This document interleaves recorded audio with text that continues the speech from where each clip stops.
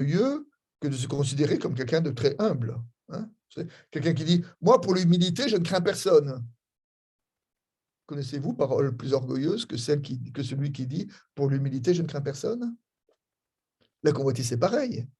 Nous savons bien qu'il suffit qu'on nous interdise d'un pot de confiture pour qu'on ait envie de tremper notre doigt dedans. Il suffit qu'on nous interdise quelque chose pour que ça exacerbe notre désir de cette chose-là. Donc, ça n'est pas de nouveau en nous interdisant que nous arriverons à réguler cette contradiction qui est en nous. Mais c'est au contraire en essayant dans une démarche spirituelle, dans la démarche d'unification intérieure, c'est en cela que nous arriverons à vivre quelque chose de notre salut. Le mot salut, le verbe sauver, en grec, c'est le verbe sozo. Et le verbe sauver, il a deux significations. On peut traduire par sauver, on peut se traduire par guérir. Hein. Dans la Bible, chaque fois qu'il y a écrit ta foi t'a sauvé, on peut traduire ta foi t'a guéri. Chaque fois qu'il y a écrit ta foi t'a guéri, on peut entendre ta foi t'a sauvé. Et ta foi t'a sauvé ou ta foi t'a guéri, nous avons derrière cette ambivalence du verbe deux compréhensions du verbe sauver. Il y a la première compréhension qui est une compréhension juridique. Ta foi t'a sauvé, c'est-à-dire que devant Dieu, je suis pardonné. Je suis pardonné de mes péchés, je suis aimé de Dieu par Jésus-Christ. Ça, c'est la compréhension juridique. Mais à côté de la compréhension juridique, nous pouvons entendre la compréhension que j'appelle la compréhension clinique. Et la compréhension clinique, c'est comment ce salut opère un mouvement de guérison, un mouvement de réconciliation en nous-mêmes. C'est-à-dire qu'à la fois, juridiquement, nous sommes sauvés parce que nous sommes aimés de Dieu tels que nous sommes, mais à la fois, nous sommes invités à accueillir ce salut et à le laisser nous réconcilier et à se laisser aimer par Dieu pour devenir un peu plus ce que nous sommes déjà devant lui. C'est-à-dire que nous sommes quelqu'un de réconcilié en Christ. Et c'est vraiment ce grand thème qui est le thème de la réconciliation qui est premier dans notre compréhension du salut. Et c'est ainsi que le salut, c'est à la fois quelque chose d'acquis et quelque chose qui est toujours devant nous, que nous sommes toujours invités à vivre, et à vivre à travers ce que nous appelons la vie par l'esprit. Hein. Et la vie par l'esprit, c'est comment progressivement on se laisse transformer par l'esprit, on se laisse réconcilier, on se laisse guérir par l'esprit dans notre propre cheminement, de foi. Et là, je voudrais aborder le troisième point.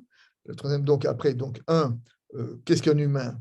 Un humain, c'est quelqu'un qui a conscience de sa singularité, qui a conscience qu'il est aimé tel qu'il est, qui a conscience qu'il est le seul à être ce qu'il est, qu'il n'est pas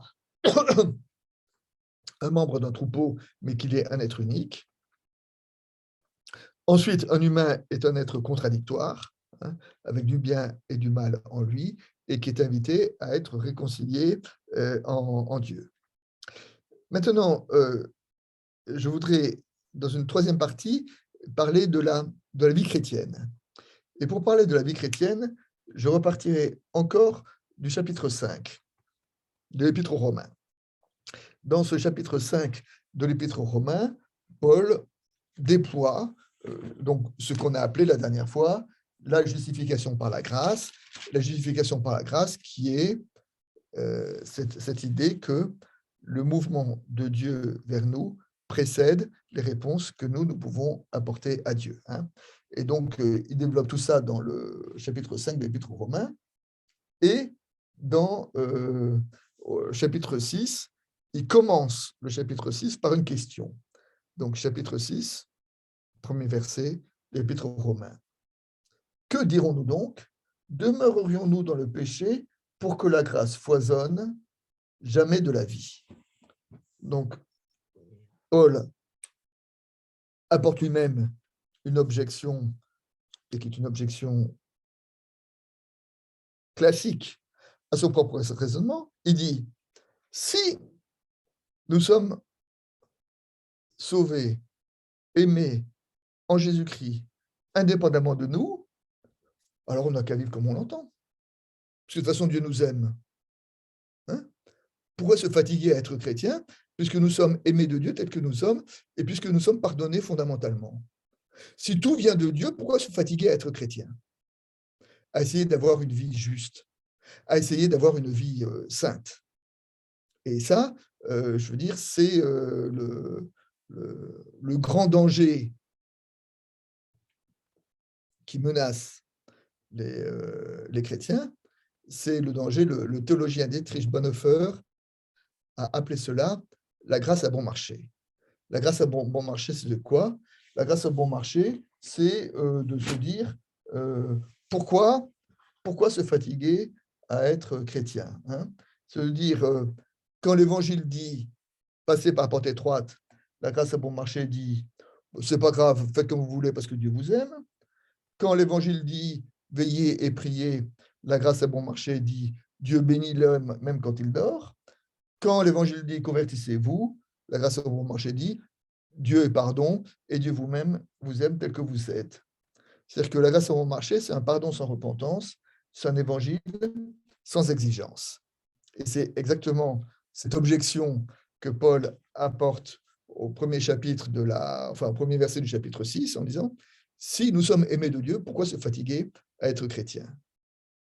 Et là, Paul apporte une réponse à cette objection. Et cette réponse, c'est dans les versets 3 et 4 du chapitre 6 de l'Épître aux Romains. Il dit ignorez-vous que nous tous qui avons reçu le baptême de Jésus-Christ, c'est le baptême de la mort que nous avons reçu. Par ce baptême de la mort, nous avons donc été ensevelis avec lui, tout comme le Christ s'est réveillé d'entre les morts par la gloire du Père, de même nous aussi, nous marchions sous le régime de la nouveauté de vie. C'est que Paul dit, ce raisonnement ne peut pas se tenir, puisque si jamais nous entendons cette parole d'amour première de Dieu posée par nous, eh bien, nous sommes morts avec le Christ. C'est l'image du baptême. Vous avez été baptisé, donc vous êtes morts et vous êtes vous êtes rené à une vie nouvelle. C'est-à-dire que Paul dit cette compréhension de la foi d'un Dieu qui nous aime avant nous fait changer de catégorie, nous fait mourir aux catégories anciennes pour nous faire renaître aux catégories nouvelles. Et cette catégorie nouvelle, c'est marcher en nouveauté de vie. Et c'est cette marche en nouveauté de vie qu'on appelle la marche par l'esprit que nous avons évoquée tout à l'heure. Donc, Paul dit, la vie chrétienne, ce n'est pas une vie qui est régie par une loi, mais c'est une vie qui, tous les jours, consiste à se dire qu'est-ce que l'amour du Christ, qu'est-ce que la grâce du Christ nous invite à faire dans telle ou telle situation. Et là, donc, nous retrouvons cet appel individuel à chacun à essayer de cultiver chacun notre propre vocation, à cultiver ce que nous avons d'unique devant Dieu. Je suis ce que je suis, dit Paul, et d'essayer donc de cultiver chacun ce que nous avons de tout à fait unique.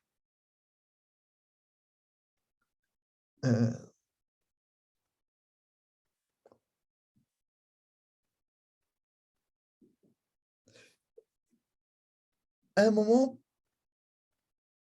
oui, c'est un commentaire rabbinique qui dit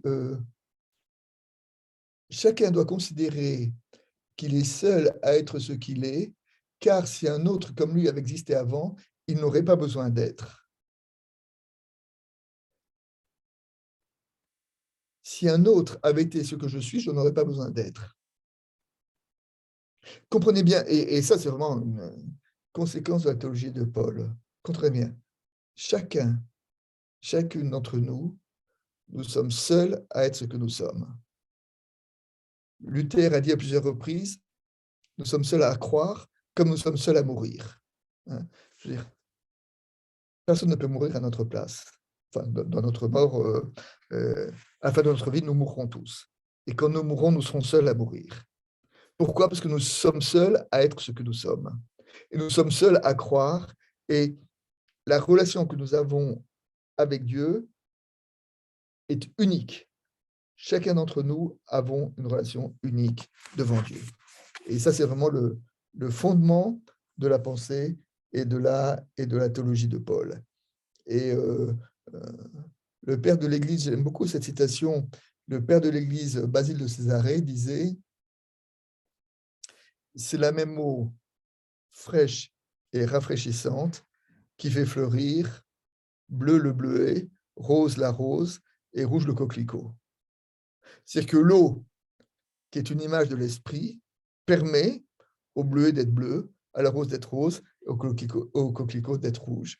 C'est-à-dire que le même esprit ne fait pas de nous des êtres qui sont tous identiques les uns aux autres, mais fait de nous des êtres uniques et nous permet à chacun d'entre nous de rayonner de notre couleur unique. Et c'est à partir de cette couleur unique que nous pouvons déployer notre vocation chrétienne. Et c'est ce que nous retrouvons, par exemple, dans les images de l'Église. J'aurai l'occasion d'y revenir tout à l'heure quand je parlerai d'Église. Cette image de l'Église qu'on trouve chez Paul, vous savez, Paul, à un moment, quand il parle de l'Église, il prend l'image du corps. Hein, et il dit, dans le corps, il y a la main, il y a les yeux, il y a les pieds, il y a le cœur, il y a l'estomac, il y a le foie, il y a les oreilles, enfin voilà. Et chacun est une partie du corps. C'est que chacun a une place unique et chacun est en articulation les uns avec les autres. D'une certaine façon, cette individualisation que nous trouvons dans la foi nous invite à chacun devenir ce sujet unique que nous sommes devant Dieu et à l'être en lien avec les autres, donc en reconnaissant aussi chacun d'avoir sa couleur singulière. Et ainsi, une église sera une église belle et rayonnante si les yeux sont les vrais yeux, les cheveux sont les vrais cheveux, les cœurs sont les vrais cœurs, les pieds sont les vrais pieds, les mains sont les vraies mains. C'est-à-dire que si chacun trouve au sein de l'église sa juste place. Et pour revenir à Luther, vous voyez, je fais souvent des allers-retours comme ça entre Paul et Luther. Et pour revenir à Luther, c'est ce que nous trouvons avec ces notions de vocation de Pierre, où Luther a développé une espèce de démocratisation de la vocation. À l'époque, au Moyen-Âge, à la fin du Moyen-Âge de Luther, la vocation avec un V majuscule, c'était la vocation religieuse. Et donc, c'était les moines ou les prêtres qui avaient la vocation et qui passaient leur journée en prière et qui ne travaillaient pas. Et Luther a dit que un cordonnier qui fait des chaussures, un juge qui rend la justice, une femme qui lange son enfant, ont une vocation qui est, aux yeux de Dieu, aussi précieuse que le moine qui passe sa journée en prière. C'est-à-dire qu'il y a une espèce de démocratisation de la vocation. Chacun, nous avons une vocation, et cette vocation, ce n'est pas automatiquement d'être un pasteur ou d'être un évangéliste, etc. Chacun, nous avons la vocation d'être authentiquement c'est d'être pleinement ce que nous sommes et de déployer devant Dieu ce que nous sommes. Et donc, on voit comment cette compréhension de la foi qu'on trouve chez Paul va avoir des conséquences essentielles dans la façon dont nous devons considérer le sujet. Et donc, cette façon de considérer le sujet va aussi maintenant se traduire dans la façon dont Paul va comprendre l'Église. Et je voudrais, dans la partie suivante, évoquer le regard que Paul a sur l'Église. Alors, nous savons que dans l'Évangile,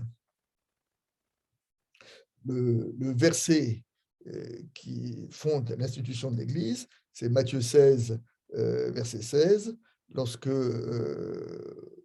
Jésus demande à ses disciples, « Que dit-on que je suis ?» Les disciples répondent, les uns disent, « Tu es Jean-Baptiste », les autres disent, « Tu es Élie », d'autres disent, « Tu es un prophète ». Et Jésus leur dit, « Et vous, qui dites-vous que je suis ?» Et là, Paul déclare, tu es le Christ, le Fils du Dieu vivant. Et Jésus répond, tu as bien répondu, tu es Pierre, et sur cette pierre, je bâtirai mon Église. Donc, l'Église est bâtie sur cette pierre, avec le jeu de mots, hein, entre Pierre et Pierre, le nom de Simon, le premier des apôtres, et la pierre qui fonde l'Église. Alors, nos amis catholiques se fondent sur ce verset pour dire, ben, qu'est-ce qu'il y a Église? Il y a Église là où il y a Pierre. Et qui est Pierre? Eh bien, Pierre, c'est le premier des apôtres qui, après, donc c'est Pierre qui fait l'Église, l'homme Pierre, et ensuite il a transmis ce pouvoir-là à son successeur, et le successeur de Pierre, donc c'est les papes, hein, il dit, il y a Église là où il y a le pape, ou là où il y a l'évêque, là où il y a les ministères ordonnés. C'est ça qui fait l'Église. Il y a Église, et donc où il y a le pape qui est présent à travers les évêques, qui sont présents à travers les prêtres. Et il y a Église le jour où le prêtre est là. Et la lecture protestante, qui est celle de Paul, et je dirais de ce verset-là est un peu différente en disant, quand Jésus dit à Pierre, tu es Pierre, et sur cette pierre je bâtirai mon Église, il ne parle pas de Pierre là en tant que membre du collège des apôtres, le chef du collège des apôtres, mais il parle de Pierre en ce que Pierre vient de confesser, tu es le Christ, le Fils du Dieu vivant. Et donc de se dire que là où il y a l'Église, ce n'est pas là où il y a la représentant de Pierre. Là où il y a l'Église, c'est là où il y a des hommes qui confessent Christ Seigneur, qui confessent que Jésus est le Christ, le Fils du Dieu vivant. Jésus et Christ, c'est ça qui fonde l'Église. Et l'Église est la communauté des hommes et des femmes qui confessent que Jésus est Seigneur. Et cette compréhension de l'Église va se déployer chez Paul, et notamment dans la façon dont Paul va parler de l'Église. Alors, quand on pense à la façon dont Paul parle de l'Église, la grande image qu'on a à l'esprit, c'est l'image du corps et de la diversité des ministères. Hein. Et nous trouvons dans les épîtres de Paul 3 épîtres dans lesquelles Paul parle de la diversité des ministères, c'est la diversité des places, des responsabilités dans l'Église. Alors, nous trouvons donc d'abord, alors, attendez 30 secondes, je me perds un peu dans mes notes.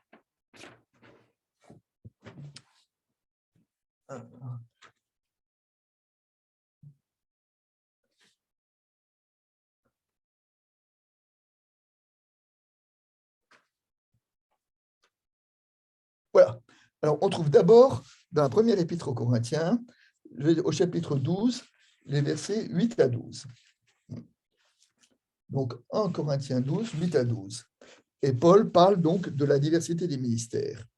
Il dit, à l'un est donné par l'Esprit une parole de sagesse, à un autre une parole de connaissance selon le même esprit, à un autre la foi par le même esprit, à un autre des dons de guérison par l'unique esprit, à un autre la capacité d'opérer des miracles, à un autre celle de parler en prophète, à un autre le discernement des esprits, à un autre diverses langues, à un autre l'interprétation des langues. Donc là, à Corinthe, Paul parle d'une diversité et qu'on voit que les différents ministères qu'on trouve dans l'Église sont des ministères qui sont assez charismatiques. Hein. On dit donc, il y a les paroles de sagesse, les paroles de connaissance, les guérisons, les miracles, les langues. Et puis ensuite, dans un autre, dans l'Épître aux Romains, au chapitre 12, les versets 8 à 10 aussi, on trouve une autre liste de ministères. Alors, Romains 12, 8 à 10, donc je vous le lis.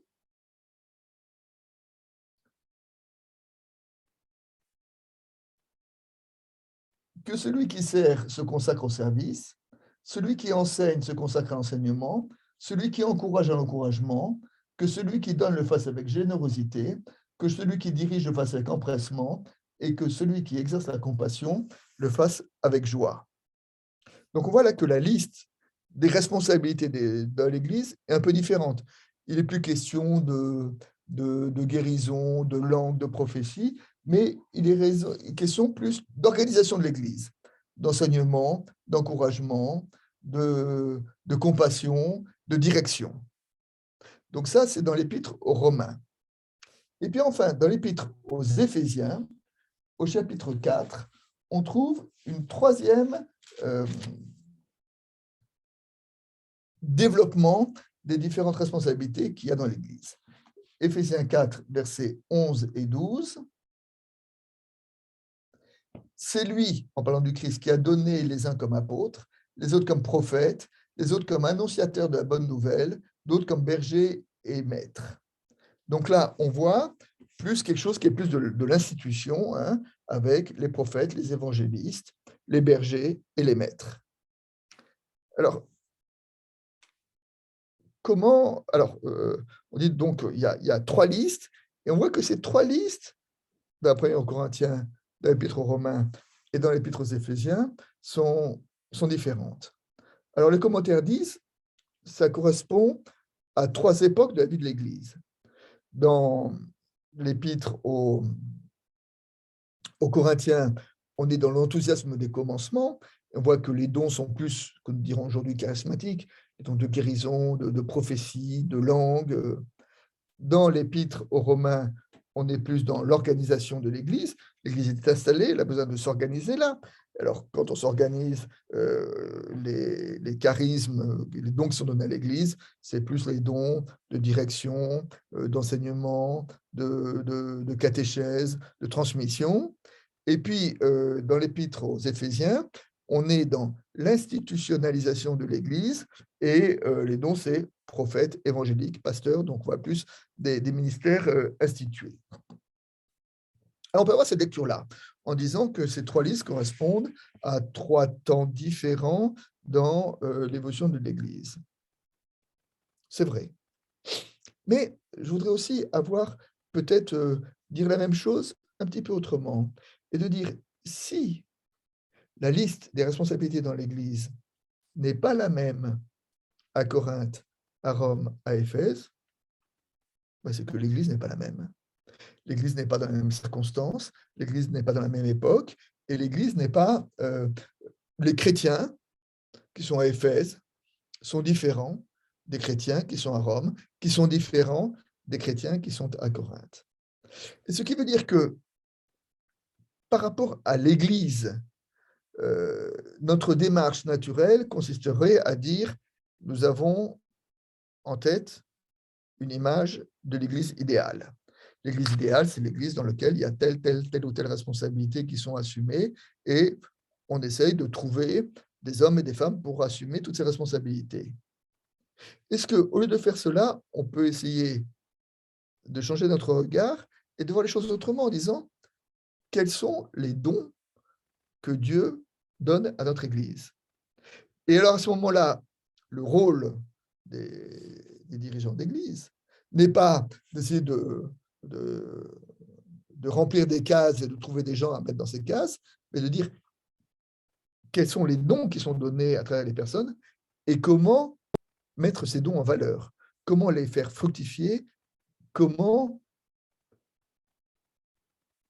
permettre de nous enrichir des dons qui sont donnés à l'Église, et il n'y a de dons qu'à travers les personnes. Et vous voyez bien que si les listes sont différentes à Corinthe, à Rome, à Éphèse, c'est parce que les hommes, c'était différent à Corinthe, à Rome et à Éphèse. Et donc, arrêtons d'essayer d'avoir une idée préconçue en disant l'Église idéale doit être ceci, ceci, ceci ou cela, mais disons, chaque Église est unique, parce que chaque Église est occupée par des hommes et par des femmes qui tous sont uniques, selon l'anthropologie de Paul. Et bien, comment appliquons-nous ce principe-là à la vie de notre Église et à faire en sorte et je crois qu'il n'y a d'église que d'hommes et de femmes, et que par la richesse de ce que les hommes et les femmes lui apportent. Alors, bien sûr, vous allez me dire, à Corinthe, les dons étaient plus spirituels, charismatiques, pneumatiques, hein, la guérison, le parler en langue, la prophétie, alors qu'à Éphèse, on voit que c'est déjà les évangélistes, les enseignants, les maîtres, les pasteurs, c'est plus organisé, etc. Euh, je crois que. Et pourquoi est-ce que la vie à Éphèse était plus apaisée que la vie à Corinthe? Ou quand on lit l'Épître aux Corinthiens, on voit que l'église de Corinthe, parfois c'était un petit peu la joyeuse pagaille. Mais je crois que on n'a pas à décider cela. On a à être parfaitement neutre par rapport à ça, et y compris par rapport aux dons, par rapport aux guérisons, par rapport. Ça ne nous appartient pas. C'est l'affaire du Seigneur. John Wesley, qui est le fondateur du méthodisme au XVIIIe siècle, un mouvement de réveil qui a eu lieu en Angleterre au XVIIIe siècle, et puis après les partis, notamment les partis aux États-Unis. Et à un moment, dans un de ses livres, il a dit « J'ai parfois observé qu'au commencement de l'histoire d'une Église, il y avait des événements miraculeux, des guérisons, des phénomènes surprenants. » Et il dit « C'est quelque chose qui est fréquent au commencement des Églises, et après, les choses s'apaisent. » Et il dit, nous avons à être totalement neutres par rapport à cela. Ce n'est pas à nous de choisir s'il doit y avoir des guérisons, s'il doit y avoir des événements, etc. Ça appartient à cet esprit. Nous, ce qui nous importe, c'est de dire qui sont les hommes et les femmes qui sont donnés à l'Église et comment vivre ensemble notre foi dans ce que nous avons chacun de particulier, de singulier et d'unique. Et donc, essayer d'arrêter d'avoir une vision idéale de l'Église, mais de savoir comment à chaque Église a son génie propre en fonction uniquement des hommes et des femmes qui, comme je l'ai dit tout à l'heure, étaient tous parfaitement uniques. Voilà, donc nous avons pas mal parcouru le Paul. J'essaie de vous montrer comment est-ce que la théologie de Paul dépendait de sa propre histoire, donc à travers ces différents points. Hein. Un,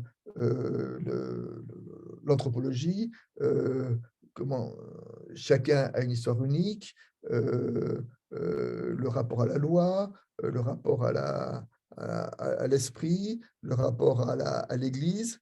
Et je voudrais terminer en évoquant un point qu'on trouve, un point, j'allais dire, de théologie pratique. Un point de théologie pratique qu'on trouve dans que Paul a rencontré dans ses églises. Alors, souvenez-vous ce que j'ai dit tout à l'heure, au tout commencement de mon intervention, en disant que la grande question posée de la première église, c'était comment est-ce que les juifs et les non-juifs cohabitaient dans l'Église. Et cela, dans les communautés pauliniennes, donc les communautés pauliniennes, étaient des communautés qui étaient composées de juifs et de non-juifs, donc de gens qui avaient été élevés dans la Torah avec cette idée qui reposait très fortement sur le principe de la séparation entre le monde juif et le monde non juif, et puis des gens qui étaient nés dans une culture non juive, grecque, et qui n'avaient pas les mêmes soucis, ni les mêmes exigences. Et alors la question qui s'est posée dans la première église, c'est dans les églises de Paul, c'est de dire comment faire cohabiter ensemble dans la même église des gens qui étaient originaires d'univers aussi différents donc que les Grecs et les Juifs. Et notamment, cela se manifestait dans la vie d'église au moment des repas, au moment des repas d'église, et très concrètement, au moment des repas d'église, est-ce qu'on a le droit de manger du jambon ou pas? Alors, évidemment, il n'était pas question de jambon. On voit bien que derrière la notion de jambon, il y a la notion de prescription alimentaire. Est-ce qu'on doit respecter les prescriptions alimentaires ou pas? Et les prescriptions alimentaires, à cette époque-là, c'était représenté à travers les viandes sacrifiées aux idoles. C'est-à-dire qu'à l'époque du Nouveau Testament, les abattoirs étaient des lieux de culte, c'est-à-dire que les animaux qui étaient consommés, les boucheries, les animaux étaient consommés lors d'activités cultuelles et lors de cultes rendus des idoles. Donc, on faisait des sacrifices, les animaux étaient sacrifiés, et ensuite, quand ils étaient sacrifiés, ils étaient dépecés, ils étaient vendus dans des boucheries. Et on voit bien que dans le cadre du judaïsme, évidemment, il était totalement interdit de manger des animaux qui avaient été abattus lors de cultes idolâtres, parce que les animaux, on le sait que dans les prescriptions du judaïsme, doivent être abattus selon un rituel extrêmement codifié. Et donc, est-ce qu'on peut consommer des viandes sacrifiées aux idoles? Alors là, il y avait un peu de conceptions. Les conceptions, ceux qui étaient encore attachés aux prescriptions du judaïsme disaient, comme Pierre, quand il a lu sa vision et que dans sa vision, l'Esprit lui a dit « tue et mange », Pierre dit « il n'est pas question pour moi que je mange des viandes impures ». Et de même qu'il y avait dans la première Église des gens qui étaient issus du judaïsme, qui étaient élevés dans cette tradition-là, et qui disent, pour moi, il n'est pas question que je mange des viandes qui ont été abattues lors de sacrifices, de cérémonies idolâtres. Et il y avait dans l'Église d'autres gens qui disaient, mais en Jésus-Christ, nous sommes dans une économie religieuse radicalement différente, et dans cette économie religieuse, il n'y a plus de, on n'a plus à se laisser, on n'est plus sous la loi, et donc on peut manger ce qu'on veut. Et donc la question a été posée par Paul, enfin a été posée dans les églises de Paul, et dans l'Épître aux Romains et dans l'Épître aux Corinthiens, on voit que les chrétiens de ces églises ont posé la question à Paul, bon, dans nos repas d'église, qu'est-ce qu'on doit faire de cette histoire-là? Et Paul répond en disant, moi, personnellement, je mange de tout. Je suis libre, parce que j'ai reçu par l'Esprit la liberté, y compris par rapport aux lois du judaïsme. Il dit, donc moi, je mangerai des viandes. Mais, ajoute-t-il, si jamais mon comportement devait être une occasion de scandale, une occasion de chute pour un autre frère dans l'Église, qui serait scandalisé de me voir consommer des viandes sacrifiées aux idoles, alors je m'abstiendrai parce que le respect de la conscience de mon frère est plus importante que ma propre liberté. Et donc, vous voyez comment le frère devient premier par rapport à la propre personne. Et Paul dit, au départ, il y a la liberté chrétienne, je suis libre. Mais si ma liberté devait être une occasion de chute pour un de ses frères, alors je m'abstiens parce que ce qui est premier, c'est l'amour. Et nous savons que Paul a posé l'amour au commencement de sa compréhension de la vie chrétienne. Voilà, alors écoutez, je n'ai pas, il est, pour moi en France, ça fait plus d'1 heure et demie que je parle, il n'est pas question pour moi de parcourir la totalité de la pensée de Paul, mais vous voyez comment, à travers cette présentation que je vous en ai faite, j'ai essayé de vous montrer les grands points qui organisent et qui fondent la pensée de Paul, et comment je dirais que ce qui est premier, c'est ce que j'ai dit tout à l'heure, hein, cette histoire de le mouvement de Dieu vers nous précède les réponses que nous pouvons y apporter. Avec le Christ, nous sommes morts, avec le Christ, nous sommes ressuscités. Par le Christ, nous sommes uniques et nous sommes seuls à être ce que nous sommes. Et cela nous invite à faire Église avec nos frères et sœurs, chacun dans sa singularité, et en essayant de le vivre dans l'amour et dans le respect. Voilà. Si je devais le résumer, je le dirais comme cela. Alors, je n'ai pas parlé du baptême, je n'ai pas parlé de... Ouais, il y a des tas de thèmes que je n'ai pas parlé, mais déjà, voilà comment je peux présenter la pensée de Paul et comment, je dirais que tout le reste de sa pensée va découler de ces principes premiers, et c'est ce que je vous propose que nous partageons maintenant dans un moment d'échange. Jérôme, Ok. vous êtes Oui, ben, je suis bien là. Je suis Antoine Nuis. Donc, merci encore pour cette intervention. Et voilà, donc nous allons peut-être prendre une petite pause si vous le souhaitez également. Donc, nous prendrons 7 minutes de pause comme d'habitude. Donc, nous allons revenir à peu près à 20, bon, chez vous, à 22h13 minutes. C'est bien cela, il est 22h06 en France. Voilà, donc il est 20h06. Donc, nous reviendrons à 22h heure de France, hein, 22h13. Donc, ce qui fait 20h pratiquement, 21h13 chez nous. Voilà. Préparez vos questions et puis on prendra les questions dans 7 minutes. Merci beaucoup. Donc, vous pourriez écrire les questions dans le chat. Oui, à tout à l'heure. Merci beaucoup.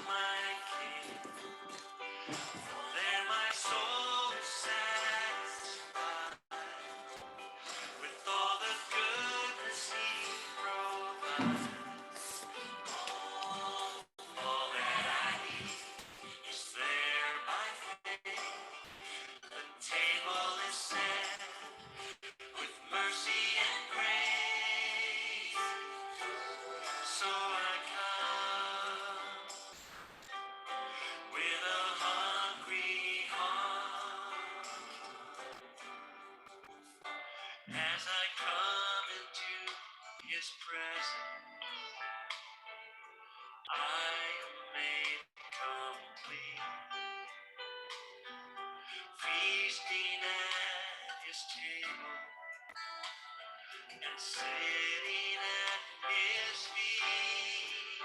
Then I will run, grow weary. I will walk and never faint. I will rise on wings like eagles, for the Lord will be my strength.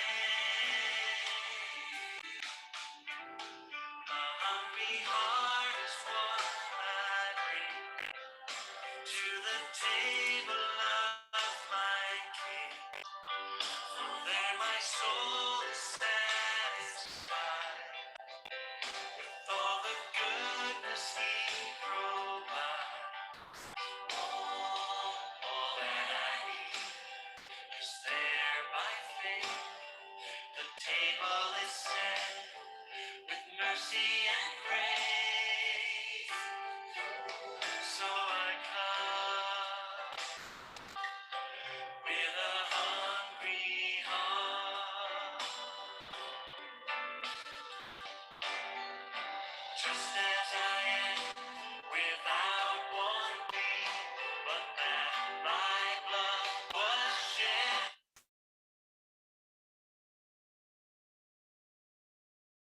Ok, alors donc nous allons reprendre. Il est 22h13 en France, 21h13 au Maroc. Donc, Monsieur Antoine Nuis, vous avez quelques questions qui ont déjà été posées dans le chat. Voilà, c'est. Alors, j'ai d'autres questions qui sont posées en inbox. Je vais juste les relever. Alors, juste avant que, alors votre micro est éteint. Juste avant que vous ne preniez la. Oui, pardon? Dans le chat, je ne vois pas les questions. Elles sont où les questions? Ah, vous ne voyez pas les questions. Ah, Alors, ok, je les ai, ok. vous avez eu quelques questions, oui. J'en ai aussi en inbox, donc j'ai reçu quelques questions que je vais retransmettre ou retranscrire dans le chat pendant que vous serez en train de répondre aux premières questions posées directement. Et puis, j'aimerais juste faire un petit communiqué pour, je pense que c'est Ahmed qui voulait prendre la parole. Ahmed, s'il est possible que vous écriviez votre question dans le chat, et je pense que Monsieur Antoine Nuis sera heureux de répondre à vos questions. Voilà, donc vous avez la parole, Monsieur Antoine Nuis. Bon, alors moi j'ai une question, là c'est, donc bonsoir Docteur Antoine Nuis, merci de cette magnifique présentation. Une question qui paraîtra un peu bizarre, mais je vais vraiment la poser, elle est liée à la partie du salut selon Paul. J'aimerais savoir si le salut est une affaire collective ou personnelle. Alors, ma question est très claire, le salut est une affaire personnelle parce que pour chacun d'entre nous, nous sommes seuls à être ce que nous sommes et la relation que chacun d'entre nous entretenons avec le Christ est unique. Hein. Et je dirais que je dirais que chacun a une relation unique et irremplaçable avec le Christ. Et je dirais que donc le Christ ne sauve pas l'Église comme un troupeau de membres indifférenciés. L'Église voilà, vient, sauve Antoine, Ahmed, Jean-Espoir, Jurove, chacun d'entre nous dans notre relation unique. Parce que je dirais que c'est vraiment la définition qu'on a dans la Bible, c'est que chaque personne est un sujet unique. Vraiment, c'est vraiment ce que j'ai développé quand j'ai dit que pour Paul, parce que Christ est ressuscité, je suis ce que je suis. C'est-à-dire que parce que Christ est ressuscité, je suis seul à être ce que je suis, et c'est ce je suis qui est le cœur de mon être, le cœur du sujet unique que je suis, c'est lui qui est en relation avec le Christ et c'est lui qui est sauvé avec le Christ. Alors je dirais que, voilà, et que ça, c'est quelque chose d'éminemment personnel. Alors, ensuite, partant de 1 Timothée 2,12, peut-on en déduire que Paul était misogyne? Alors, Paul était-il misogyne? Très bonne question. Alors, je vais prendre 1 Timothée 2,12, mais je crois savoir ce que c'est, mais je vais quand même le relire pour qu'on parle bien de la même chose. Donc, 1 Timothée 12. Je ne permets pas à la femme d'enseigner, ni de dominer l'homme, qu'elle demeure dans le silence. Et je pourrais continuer. En effet, Adam a été façonné le premier, Ève ensuite. Ce n'est pas Adam qui a été trompé, c'est la femme qui, trompée, s'est rendue coupable de transgression. Bon, évidemment, c'est un des passages les plus anti-féministes qu'on trouve chez Paul. Il me semble, moi, que pour la question du rapport entre Paul et les femmes, il y a ce qui est le fondement et il y a ce qui est son application pratique. Le fondement, et ça, j'aurais pu le dire, je ne l'ai pas dit, mais le, le fondement de la foi de Paul, la compréhension de Paul, c'est le verset de Galates 3,18, qui fonde ce que j'ai appelé tout à l'heure l'individualisme chrétien. Galates 3,18, vous tous qui avez été baptisés en Christ, vous avez revêtu Christ, il n'y a plus ni homme ni femme, ni juif ni grec, ni esclave ni libre. C'est dans un autre ordre, mais enfin, c'est 3 catégories. Ça veut dire, et c'est très en lien avec ce que j'ai dit tout à l'heure, c'est-à-dire que le sujet ne se définit plus par rapport à son sexe, un homme ou une femme, par rapport à son statut social, un esclave ou un libre, par rapport à son statut religieux, un juif ou un grec. Le sujet se définit par rapport à vous tous qui avez été baptisés en Christ, vous avez revêtu Christ. Donc, ce qui fonde l'identité du sujet, ce n'est pas son sexe, ce n'est pas son statut social, ce n'est pas son statut religieux, c'est comment est-ce qu'il est mort et ressuscité avec le Christ. Hein. Et cette identité d'un sujet aimé de Dieu est plus important qu'après les déclinaisons sociales. Et c'est ainsi que, tout à fait naturellement, on trouve chez Paul, dans les premières épîtres de Paul, une place réservée aux femmes. Quand Paul dit je ne permets pas à la femme d'enseigner dans l'épître aux Corinthiens, ben, s'il ne le permet pas, ça veut dire qu'avant d'enseigner. Hein. C'est-à-dire que dans l'église de Corinthe, il y avait des femmes qui enseignaient, ce qui était totalement révolutionnaire par rapport aux pratiques de l'époque. Dans les salutations à la fin de l'épître aux Romains, Romain salue le ministre Junia qui est parmi vous, et Junia était une femme. C'est qu'à Rome, il y avait un ministère féminin déjà. C'est au tout commencement de l'Église, l'Église a été habitée par enfin, les églises de Paul ont été habitées par cette conviction que l'économie introduite par l'esprit et signifiée par le baptême dépassait toutes les relations sociales et toutes les divisions qui existaient dans la société de cette époque. Ce qu'il y a, c'est que par la suite, apparemment, nous avons vu certains désordres qui ont eu lieu, et notamment on le voit dans l'Épître aux Corinthiens, et Paul est obligé un peu de rectifier les choses parce que les choses partaient dans tous les sens. Et là, avec le temps, l'image que Paul avait de la femme et de l'égalité radicale entre l'homme et la femme était quelque chose qui était trop en décalage par rapport aux mœurs, aux habitudes de l'époque, était quelque chose qui était difficilement compréhensible. Et dans les écrits plus tardifs, et notamment dans la première épître à Timothée, on voit Paul qui retrouve des propos qui sont très traditionnels sur les hommes et les femmes, et notamment qui disent que les femmes se taisent dans l'Église. Mais moi, j'aurais tendance à penser que cela n'est pas dû à la pensée initiale de Paul, mais c'est dû au compromis que Paul a dû faire par rapport aux mœurs de son époque.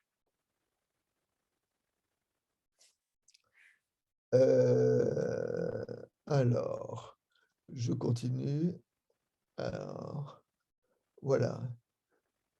Donc, quelle est la théologie de Paul sur la prédication de la femme dans l'Église? Moi, je crois que si on avait posé la question à Paul, je dirais fondamentalement, il aurait dit les femmes ont toute la place dans l'Église parce que ce qui est premier, ce qui définit, ce n'est pas son sexe, mais c'est la façon dont chaque personne se considère comme étant enfant de Dieu. Et puis qu'après, il a dû revenir sur cette position parce que c'était trop en décalage par rapport aux mœurs de son époque. Alors, ma question concerne un aspect de la théologie de Paul que vous n'avez pas abordé, du moins si j'ai bien suivi. Il s'agit de la place de la femme dans l'Église. Considérez-vous que Paul permet à la femme d'être prédicatrice, enseignante, prophète? Bon, j'ai répondu à cette question. Hein. OK, alors, ensuite, que pense Paul de la Sainte Seine? En d'autres en d'autres questions, quelle est la théologie de Paul sur la question de la Seine?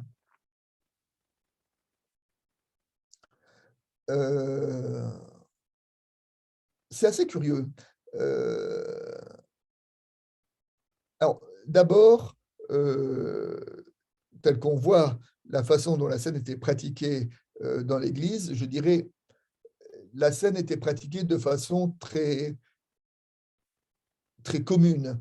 En Église, il était naturel de manger ensemble, et quand on mangeait ensemble, on partageait le pain et le vin, et on partageait le pain et le vin en se souvenant, en faisant mémoire du dernier repas du Christ. Et donc, la scène est une façon de faire mémoire, de replacer au cœur de la vie de l'Église la mémoire de ce dernier repas du Christ. Moi, j'aurais tendance à dire la chose suivante. Après, c'est la théologie et c'est l'histoire qui a fait que les églises se sont divisées et disputées autour de la scène. D'ailleurs, ce qui est assez intéressant, c'est que on sait par exemple que, y compris l'histoire de la Seine, a divisé pendant très longtemps les églises protestantes, et notamment les églises réformées et les églises luthériennes, et les églises protestantes et les églises catholiques et toutes les églises. Et toutes les églises se sont disputées autour de la question, lorsque Jésus dit « ceci est mon corps, ceci est mon sang », quel est le statut du verbe « être » ?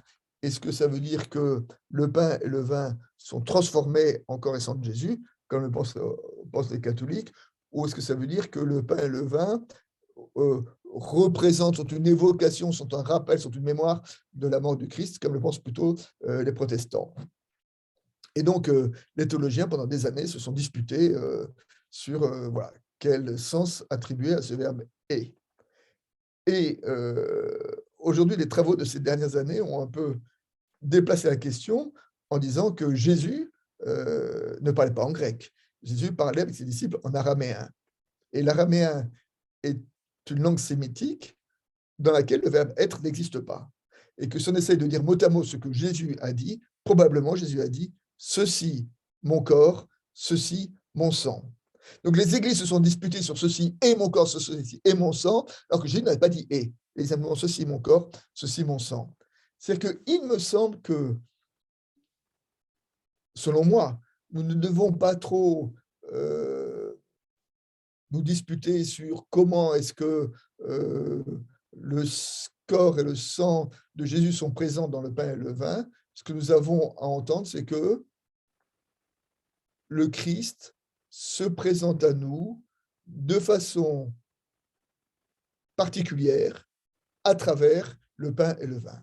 Et que le partage de la scène est une façon de vivre notre foi.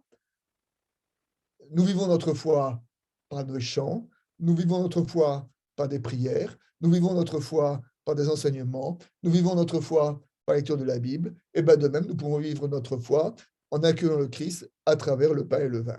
Et il me semble que nous avons à entendre cela, et c'est à partir de là que je dirais que chaque Église a à définir comment est-ce qu'elle va, de même que chaque Église a sa façon de chanter particulière, que chaque pasteur a sa façon de prêcher particulière, et ben, chaque Église a la façon de savoir comment partager le pain et le vin comme le Christ nous l'a demandé. Y a-t-il une différence entre la théologie de Paul et celle de Pierre, Jean, Jacques, Jules? Si oui, lesquelles? Alors là, je dirais que il y a des différences d'accentuation. Pour moi, je suis protestant.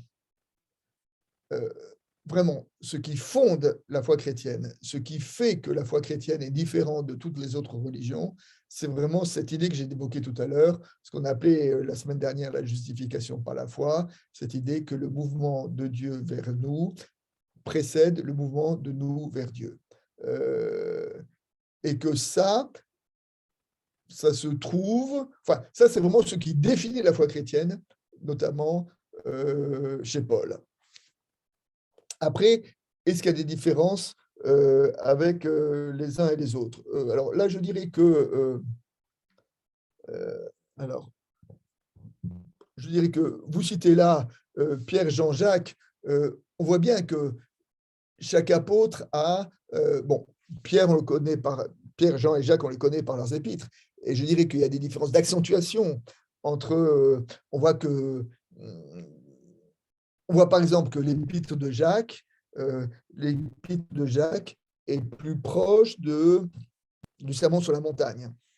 Faire des parallèles entre l'épître de Jacques et le sermon sur la montagne, est plus proche de la vie pratique telle qu'elle est présentée dans les évangiles, alors que Paul parle très peu de Jésus, enfin très peu des actes, des paroles et des commandements de Jésus. Parce que pour Paul, ce qui est premier, c'est pas qu'est-ce que Jésus a dit, c'est qu'est-ce que Jésus est. Hein. Ce qui est premier, c'est que en Christ, il y a une relation nouvelle avec Dieu. Donc je dirais que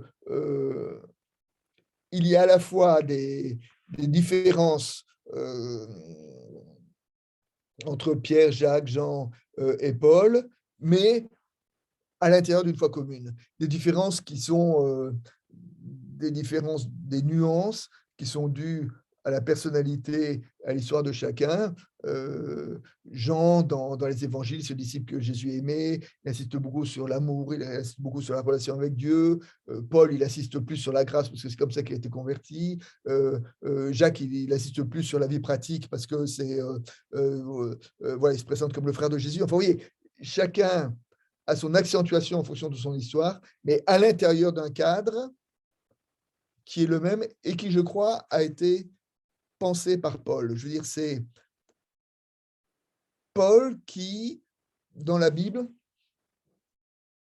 a la théologie la plus construite et la plus voilà. Les autres, c'est plus des éclairages particuliers, et Paul, c'est plus, notamment à travers ses grandes épîtres, et notamment à travers l'épître aux Romains, voilà, c'est dans l'épître aux Romains que nous trouvons un exposé le plus carré de la théologie chrétienne. Voilà. Alors que les autres développent plutôt une dimension particulière.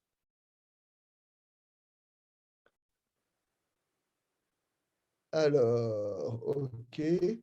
La légende que vous avez citée sur Satan et son enfant et son histoire, on en se trouve où? Est-ce que c'est bien d'ajouter à l'évangile d'autres légendes? Alors, cette légende se trouve dans des commentaires rabbiniques. C'est-à-dire que je dis que c'est une légende, hein, et le propre d'une légende, c'est comme une parabole. C'est comme une parabole qui a pour objet de mieux nous faire comprendre quelque chose. Alors, je dis que c'est une légende, donc ça ne s'est pas passé comme ça, mais c'est une façon illustrée de nous aider à comprendre. Et pour moi, cette légende me paraît assez convaincante pour nous aider à comprendre qu'est-ce que c'est que ce péché originel, qu'est-ce que c'est que ce verset de Paul qui dit « le mal qui est